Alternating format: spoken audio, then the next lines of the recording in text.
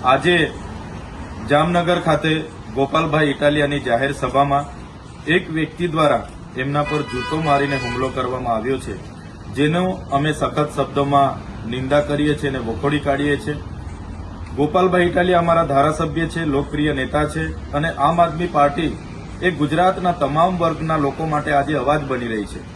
ત્યારે કેટલીક પાર્ટીઓના નેતાઓને પસંદ નથી અને કેટલાક લોકોનો ઉપયોગ કરીને અમારી સભાઓ રોકવા માટેનો જે આ પ્રકારના પ્રયાસો થઈ રહ્યા છે, જે ચોક્કસ પ્રમાણે એક નિંદાની ભાગ છે અને અમે ગુજરાતની જનતા સાથે છે।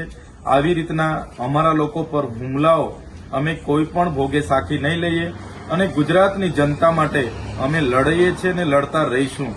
અમને ભલે જેલોમાં નાખવામાં આવે છે, અમારા પર ખોટા કેસો કરવામાં આવે છે અને અમારી સભાઓમાં આ પ્રકારના નશો કરાવીને લોકોને મોકલીને જૂતાઓ પણ મારવામાં આવે છે, છતાં અમે ગુજરાતની જનતાના પ્રશ્નો ઉઠાવતા રહીશું, જનતાને ન્યાય અપાવતા રહીશું અને આવા પ્રકારની ઘટનાઓથી અમારું મનોબળ ક્યાંય વ્યથિત થવાનું નથી। એનાથી પણ વધારે તાકાતથી આવનારા દિવસોમાં આમ આદમી પાર્ટી પૂરા ગુજરાતમાં આગળ વધશે।